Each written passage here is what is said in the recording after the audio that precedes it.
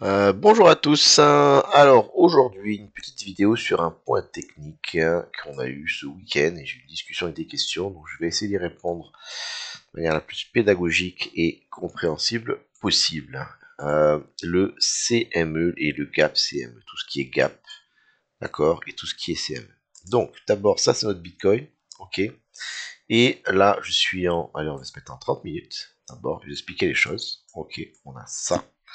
Et ça, ici, c'est mon Bitcoin en 30 minutes CME. On voit qu'il y a des différences, on voit qu'il y a des couleurs, et on voit que la courbe n'est pas la même. Bien. Pourquoi? Eh ben, Bon, bah dis donc. Alors, hein. Parce que ce qu'il faut comprendre, c'est que ça, c'est le prix du Bitcoin sur Bybit, par exemple. C'est le prix tout le temps. Le marché est tout le temps ouvert, on peut tout le temps acheter et vendre du Bitcoin. Il n'y a pas d'horaire d'ouverture et de fermeture. La bourse, elle a des horaires d'ouverture et de fermeture, durant lesquels le prix des choses éventuellement ne bouge pas.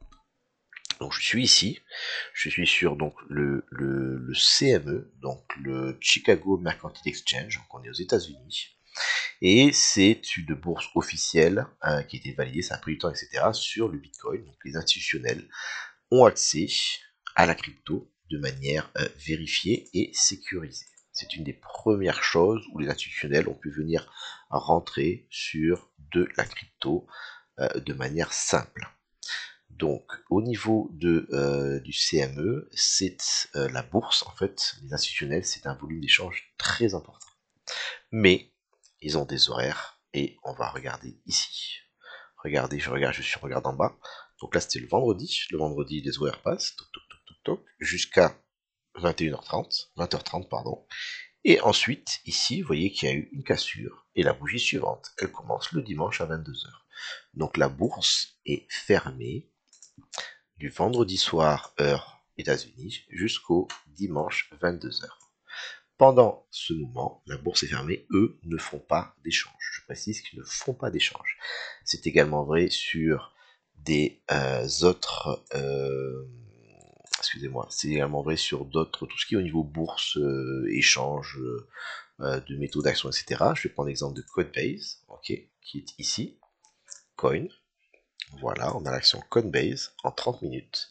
Et l'action Coinbase, elle, mercredi, jeudi, voilà. Ici, c'est un peu spécial, mais vous voyez qu'on a jeudi 19h. Ça a réouvert seulement lundi à 13h30. Donc on a des horaires, des fois d'ouverture et de fermeture, qui selon les jours fériés peuvent éventuellement changer. Je reviens ici, voilà, bon, j'ai mon Friday, donc j'ai sur mon vendredi, 19h, pardon, 19h30, et réouverture lundi, 13h30. Donc là, on a des horaires un peu différents. Et donc, il faut retenir, la bourse est fermée. Qu'est-ce qui se passe sur le Bitcoin quand la bourse est fermée?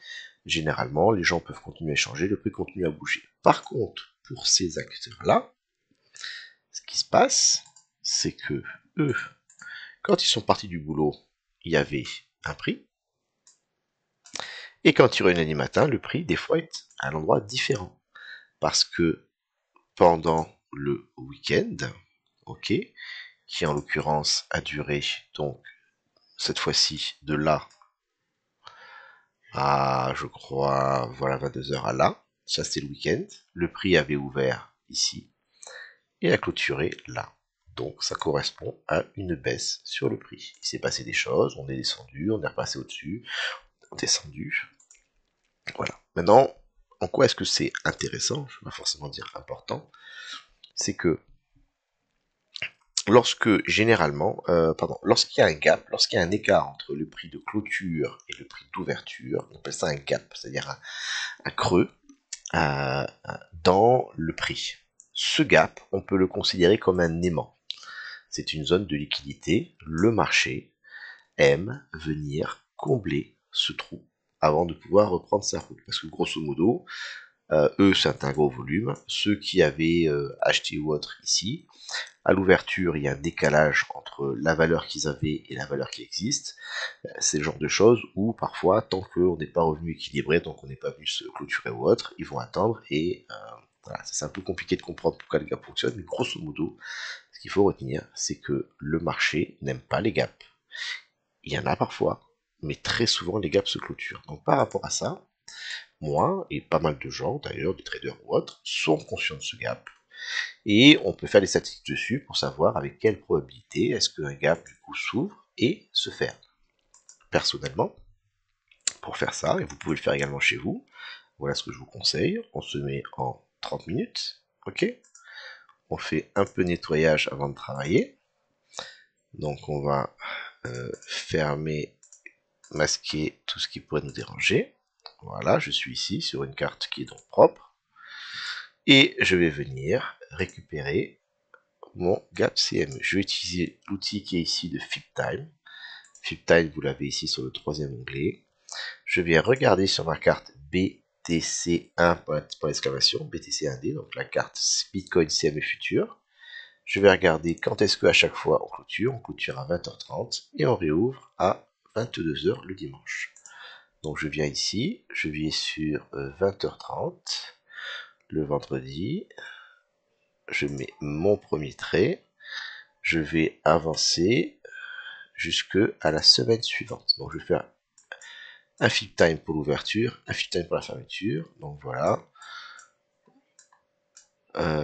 Donc je vais jusqu'au vendredi, on a dit.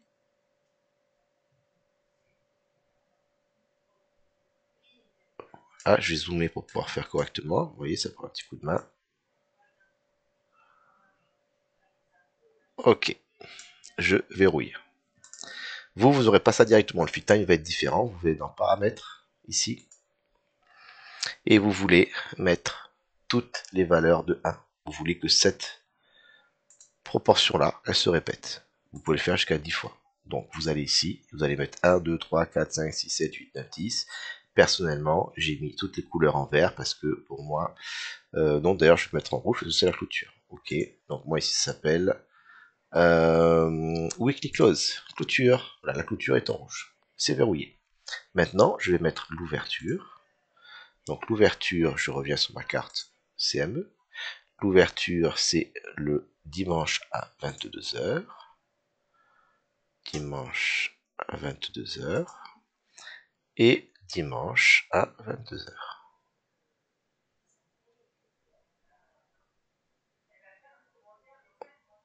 Ok. Et on met ça en vert. Et on verrouille. Voilà. Maintenant, je vais vous zoomer en 4 heures. Qu'est-ce que ça donne? Pour les 10 semaines à venir, j'ai l'ouverture et la clôture du CM. J'ai un petit fichier qui va être ici, et vous allez voir, ça va faire piquer un petit peu les yeux. Fib, je vais prendre les deux, je vais les mettre dedans d'ailleurs. Fib CME hebdo, je mettrai plus tard. Et regardez, j'affiche, voilà, j'ai les clôtures et les fermetures depuis longtemps. Mais si j'en faisais pas de trading, j'en avais pas, et là j'en faisais. Et je travaille avec ça. Et d'ailleurs, ça me permet, maintenant, d'interpréter statistiques. Une fois que j'avais ça, je peux venir sur n'importe quelle échelle de temps, on va dire en 1 heure. Voilà, on va venir en arrière, parce qu'il faudrait un moment où j'avais dessus. Et là, je vais pouvoir voir si j'ai des gaps ou pas. Et on peut voir ce qui se passe pendant les week-ends habituellement. Pendant le week-end, ce qui se passe, comme il n'y a pas les institutionnels, il faut comprendre qu'il y a 2 mécanismes qui vont se mettre en place. On va prendre ici, c'est très caractéristique. Ça, c'est la semaine, volume. Institutionnel, je vais vous mettre le volume. Il va apparaître. Il est là. Le volume est important. La volatilité est importante. Il y a des acteurs avec beaucoup d'argent qui font leurs échanges et le prix bouge. Quand le week-end commence, le volume s'effondre complètement. Donc c'est là que vous comprenez bien que le pouvoir d'achat des retail, donc des particuliers, est très faible par rapport au pouvoir d'achat des institutionnels, ceux dont c'est le métier. Il faut bien comprendre que nous, on est vraiment une portion infime de ce que les institutionnels et les gros portefeuilles sont. Donc ça, c'est quelque chose dont il faut bien être conscient. On le voit bien ici. Maintenant, ça veut dire deux choses. Un, généralement, la volatilité du coup va être faible parce qu'il y a peu de volume, mais également, comme il y a peu de liquidité, liquidité c'est de l'argent disponible à l'échange, on peut également avoir des mouvements parfois importants pendant cette période, parce que ici, quand vous avez un volume, on va dire de 10 milliards par jour, pour faire bouger le prix de 1%, il va falloir on va faire simple, on va dire qu'il faut 1% de 10 milliards. Ici, si on a seulement 100 millions de dollars par jour d'échange, pour faire bouger le prix de 1%, peut-être qu'il suffit d'avoir 1 million de dollars. Donc il faut 10 fois ou 100 fois moins d'argent pour faire bouger. Donc ici, à la fois on bouge peu, mais à la fois c'est pas très compliqué pour un acteur du marché pour éventuellement faire un mouvement de marché pendant ces périodes où il y a peu d'équité disponible. Donc c'est un peu un moment qui est un petit peu à la fois mou et à la fois potentiellement très volatile. Voilà. Maintenant les statistiques de ce que j'avais fait, ça fait quelques temps que je ne suis pas remis à jour, mais 75% du temps à peu près, le prix du début du week-end, de clôture du CME, sera le prix à la fermeture. Prix à l'ouverture. Prix à la fermeture. Ok. Et ça, on va avoir cela à peu près 3 fois sur 4. Prix à la fermeture, prix à l'ouverture. Et si jamais on a un petit décalage, généralement, dans la journée, le prix vient équilibrer sa valeur et vient reprendre ce gap.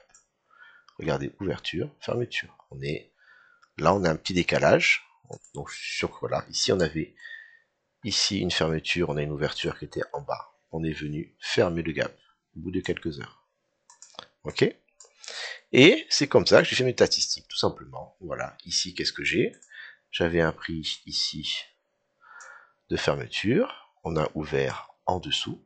Le prix est venu clôturer. Il a essayé, il n'a pas réussi. Et ensuite, il est venu clôturer.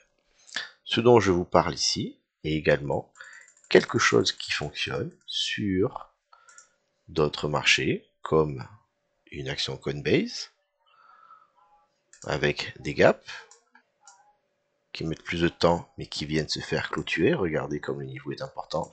On vient, ensuite on n'est pas clôturé d'ailleurs, on n'est pas rentré dedans. C'est très visible sur le S&P. ES1, c'est là, voilà, S1 pour l'interprétation, c'est la partie dérivée. Voilà, vous avez parfois des gaps qui viennent se faire clôturer. Alors bien sûr qu'on ne sait pas quand ça va se produire, des fois le marché part à l'envers pour venir clôturer ensuite, hein, mais on a le même principe.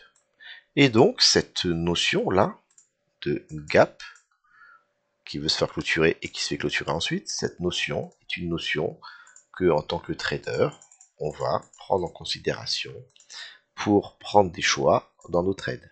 Est-ce que, je vous prends l'exemple pour nous qu'on a eu récemment là, j'ai plus mon bouton pour venir au point de départ.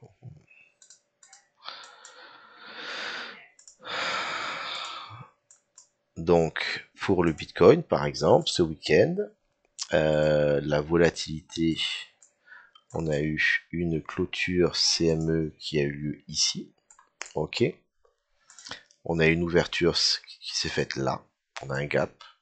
Et donc, j'ai des positions que je voulais clôturer. Je n'ai pas réussi à les clôturer ici. Pour moi, il y a une probabilité encore forte qu'on vienne éventuellement dévier un petit peu et venir clôturer ensuite. Pour l'instant, donc, ça va donner un peu plus de confiance de tenir ma position. D'accord? Parce qu'il y a ce gap. C'est pas une certitude, mais c'est un élément important. Autre chose, c'est pas fini. Il y a beaucoup de choses au CM gap. Si vous êtes intéressé, c'est un élément où il y a pas mal de paramètres. Le prix sur le CME n'est pas le même que le prix sur le Bitcoin. Je vais prendre un exemple. Actuellement, le point le plus haut, qui est ici, il est à, on va le prendre exactement, que l'exactitude importe, 96 780 le vendredi à 14h30. Le vendredi à 14h30. Bien joué. Le vendredi à 14h30, ici là, quand on fait notre sommet. Ici, je suis à 95 840. Donc sur le prix spot, je suis à 95 840. Et sur le prix CME, je suis à 96 780.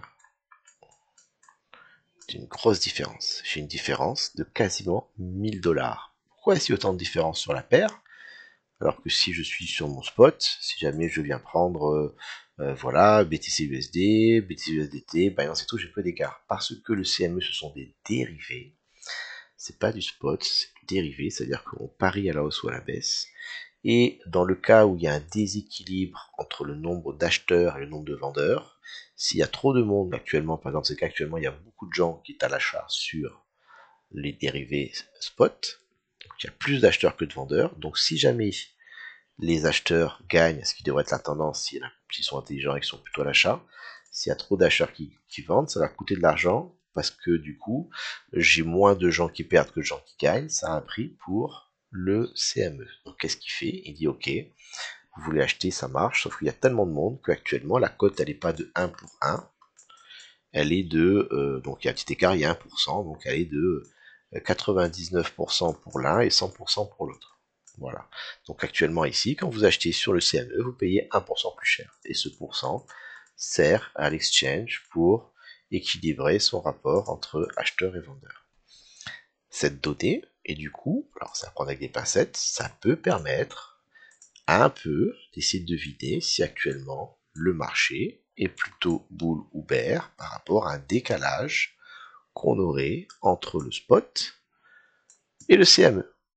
Analyse que j'ai faite également ici, que vous pouvez faire vous-même. Donc je l'ai faite il y a quelques temps. On est ici, regardez. Avant qu'on fasse notre phase explosive du bull run, où on a fini le grand range qui a duré toute l'année dernière et qu'on vient de péter à la hausse, avec un magnifique gap qui s'est créé ici à 82 000 et qui a été rebouché depuis. Où est-ce qu'il est mon gap? Il est là mon gap. On est venu reboucher le gap ici, vous voyez. Touk touk. Voilà. Donc par rapport à ça, oh bah j'ai même plus loin derrière. On peut voir un petit peu le décalage. Ici, dans cette phase-là, j'avais un écart de 600 $, ici j'avais un écart de 500 $, etc. Dans le range 400 $, on va dire pas vraiment de différence. Et à un moment donné, cette différence est accentuée. Ça veut dire qu'il y avait un déséquilibre acheteur-vendeur pour passer donc de 600 $ à, au niveau de la TH, on avait 1500 $ d'écart. Donc il y avait vraiment de la pression acheteuse. Et puis lors du top qui est là, regardez, c'est intéressant, on est en train de monter, il y a un gros écart, et lorsqu'il y a ce top là, il n'y a plus que 450 $ d'écart. Donc là, c'est un signe que nos gros portefeuilles, qu'est-ce qu'ils ont fait ici dans cette partie-là, où certains étaient boules, qu'on a là 130 000, qu'ils avaient encore envie d'acheter, parce que tout le monde parlait, c'était actif. Ouais. Eux, ils ont vendu. Ils ont clôturé leur position longue, leur pari à la hausse dans cette phase-là. On est passé de 1500 d'écart à 450. Donc ça, c'était un signe intéressant que... Et d'ailleurs, qu'est-ce que c'est? Regardez, c'est fantastique. Là, on était quand même à 112 455. Ok, nous, on n'a pas fait ça sur le Bitcoin. Ouh là là. On va penser à nos petits yeux. On va faire ça, c'est quand même beaucoup plus sympa. Ok, nous sur notre Bitcoin, on est monté seulement à 108 000. D'ailleurs, c'est déjà 112 000, c'est qu'il y a un écart beaucoup plus important au moment de la volatilité entre les deux. Petite erreur de calcul là. Ouais, voilà. Regardez, 112 000. D'ailleurs, je comprends pas pourquoi j'ai un écart là, c'est pas normal. Je l'ai pris un petit peu après, ça a changé. Mais voilà, on a une valeur différente. Et puis après, la valeur ici, sur ce bottom là, elle a plus que 200 $ d'écart. Là, ça revient un petit peu, donc c'est pas non plus super fiable. Mais en tout cas, il y a des écarts. Et puis après, ben, on part à la baisse. Donc attention, parce que du coup, là où je veux en venir, c'est qu'une personne m'a dit dans le chat, ok, il y a le CME, il a regardé sa valeur CME qui était affichée ici. Quand on a clôturé le week-end, il a marqué 96 200, il m'a dit 86 200. Si il espère éventuellement, parce qu'il y a une position qui est ouverte, qu'on va aller à 86 100, et ben non, on va pas y aller, parce que là où le CME actuellement est à 96 100, moi je suis venu en prendre exactement ici à 20h30 sur ma clôture. Vous voyez, elle est là, ma clôture, et ben c'est 94 800. Il y avait quasiment 1000 d'écart à ce moment-là entre les deux. Et donc je sais que si on veut clôturer le gap, on devrait venir ici. Là.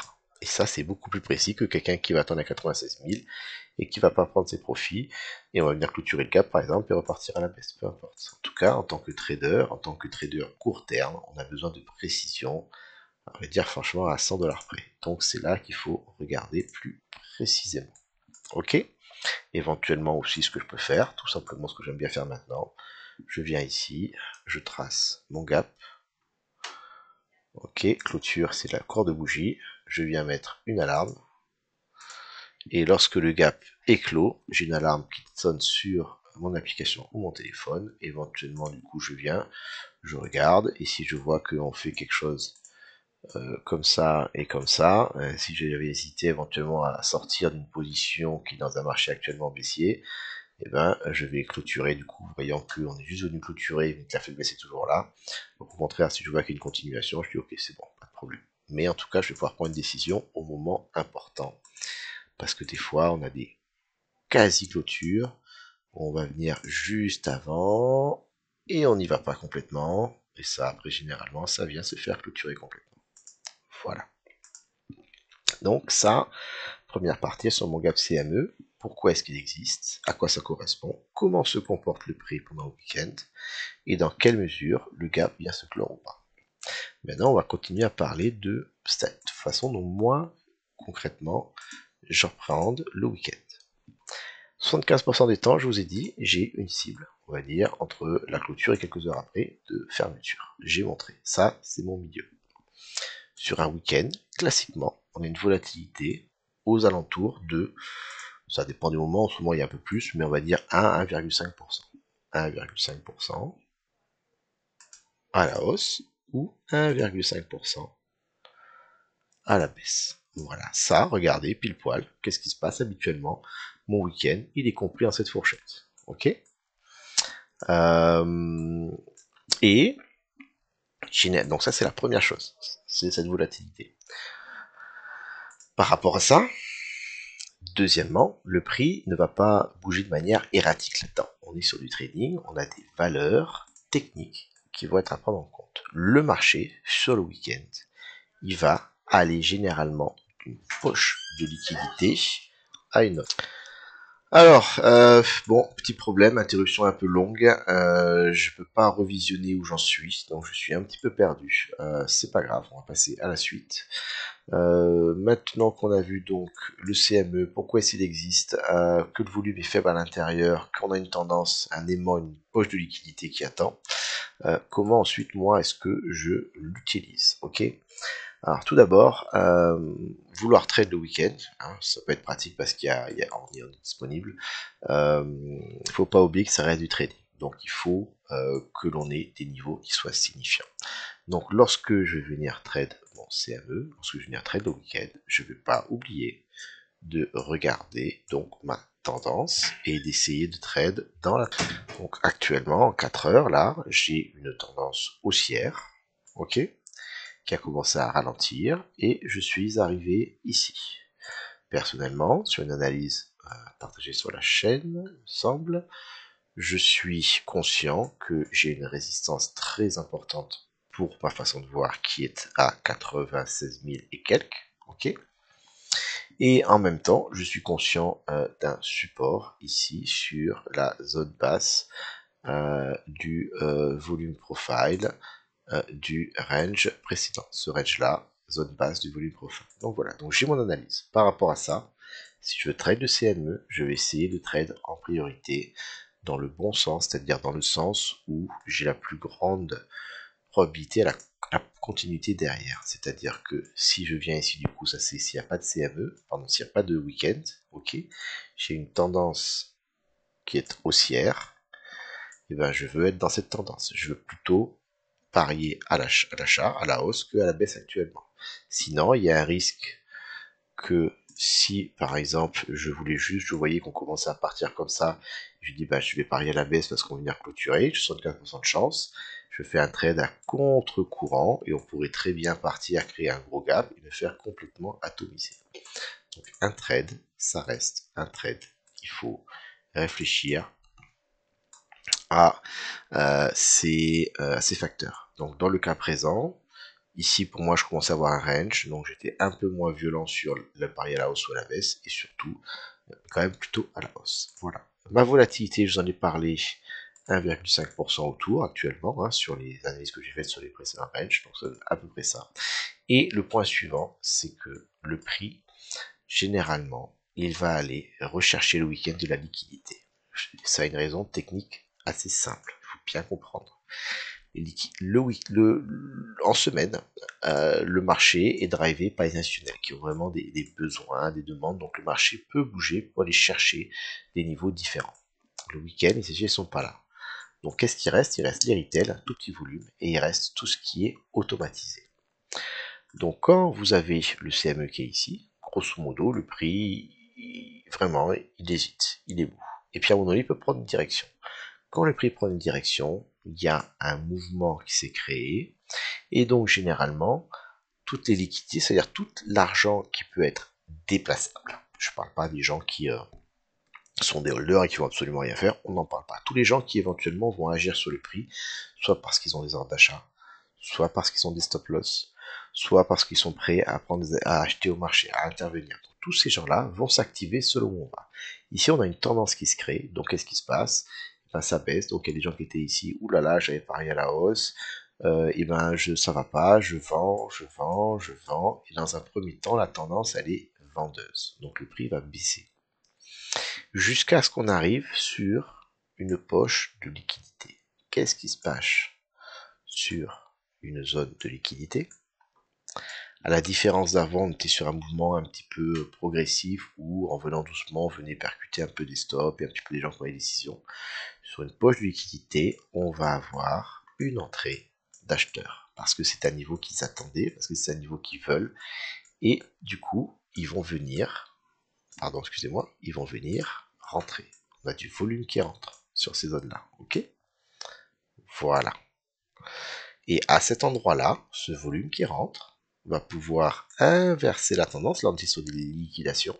On va pouvoir inverser la tendance et créer un mouvement haussier. Une fois que le mouvement est lancé, une fois que la vague est partie, et ben le reste, les retails, c'est un petit peu comme des petits poissons dans la vague. D'un coup, ben, ils se font emporter par la vague, ça part à la hausse. Oh, ça part à la hausse, j'achète, j'achète, j'achète. Les gens qui pariaient la baisse, ben stop loss, stop loss, stop loss, ben puis c'est partiel ou quoi, tac, tac, tac, et on part sur un nouveau mouvement qui éventuellement ira jusqu'à la poche suivante de liquidité, pourquoi pas celle-là.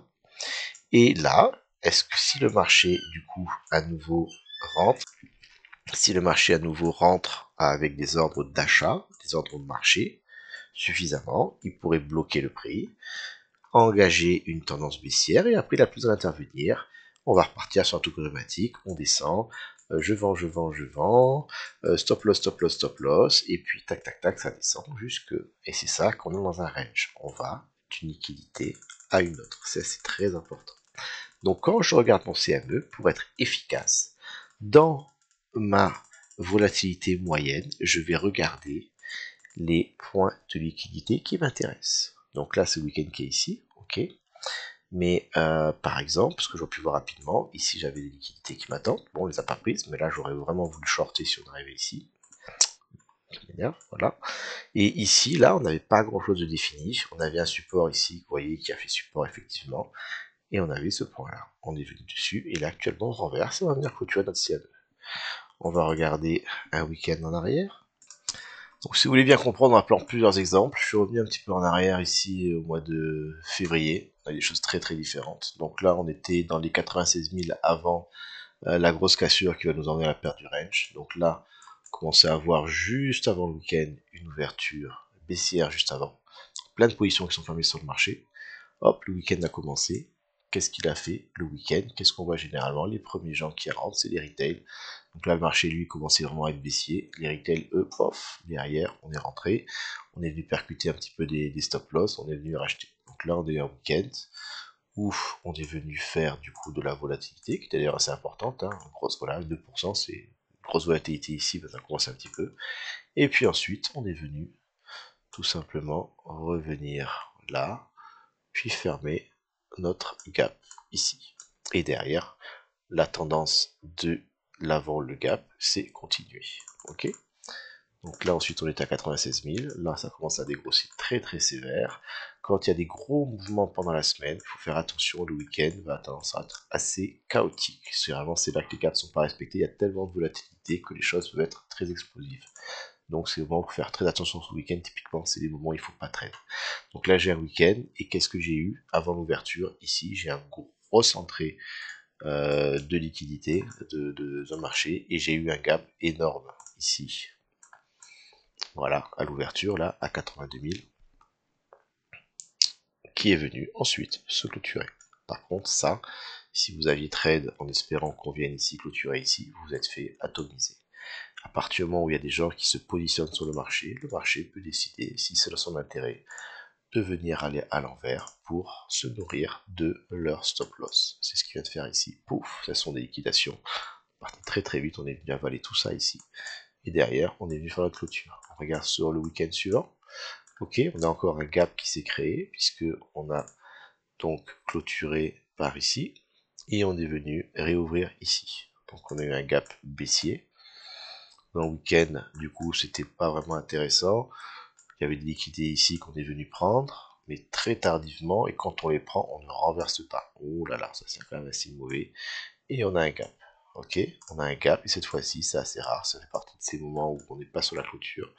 On a mis plusieurs jours à venir le clôturer plus tard. Ok, voilà, on a mis une semaine complète. Donc ça, c'est un exemple où le gap, du coup, ne se clôture pas. Ça arrive, le mouvement est trop fort, et la liquidité, l'aimant du gap CME n'est pas suffisant. Week-end suivant, un peu plus classique, on a eu une semaine un petit peu en range, un petit peu plus tranquille, entre guillemets, voilà. En tout cas, vous voyez que c'est un peu plus à plat, en quelque sorte. On a eu un week-end un peu plus classique, avec une ouverture ici. Qu'est-ce que j'avais comme liquidité? Regardez, j'avais ça ici, et j'avais ça là. Qu'est-ce qu'on a fait? On est venu prendre un côté, on est venu prendre l'autre, donc on a, une fois que le week-end s'est passé, on est venu récupérer tous les stocks qu'il y avait de côté. Après, on est venu, après voilà, on voulait encore à la baisse, on est venu à notre cap du week-end.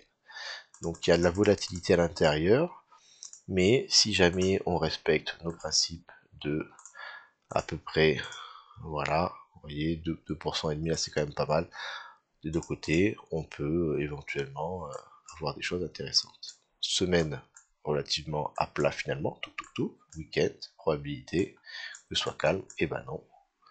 Là, on a eu un gap haussier qui s'est créé ici. Hop, ouverture, fermeture, on est parti. Donc c'est pas du 100%, mais quand vous êtes dans un environnement relativement stable, souvent le gap est bien respecté. Quand on est sur les zones de gros intérêt pour le marché, on peut voir ce genre de choses.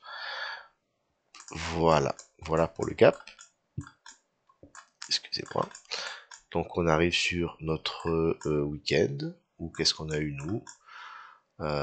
Et ben voilà, moi ici j'ai pas pu, on n'est pas venu, j'ai pas trade, c'est pas grave, tant pis. Et si on était venu ici, j'aurais trade, on est venu ici, donc c'était bon, c'était un bon endroit pour acheter. Le gap précédent, ici on est venu prendre ces stops là, on est venu prendre ces stops là, c'était magnifique, hop, là c'était bien pour shorter, liquidité, boum, on renvoie, on revient, on va reprendre les stops, boum, on renvoie, voilà. Ça c'est le classique, ça c'est celui qu'on aime. Mais ça reste du trading tout simplement dans une tendance, résistance et puis support. Donc si je dois faire un résumé, je vais donc expliquer les raisons du gap CME.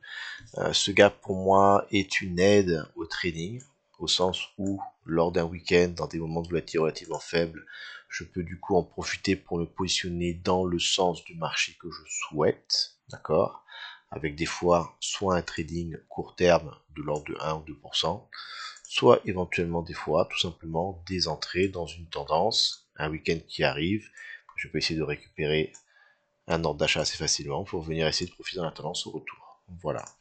Moi, je l'aborde comme ça. Lorsque la volatilité est contenue actuellement, on a vu entre 1,5, 2, 2,5%, normalement c'est assez bon.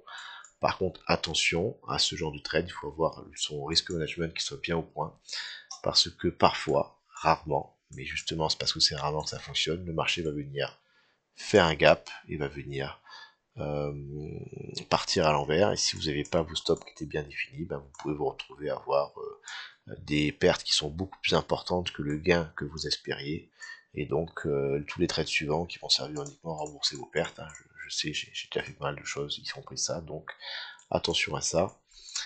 C'est pas le trading le plus fantastique du monde, mais c'est une donnée en tout cas à prendre en compte dans beaucoup de paramètres. Voilà, vidéo un petit peu longue pour ceux vraiment qui voulaient creuser le domaine. Bonne soirée.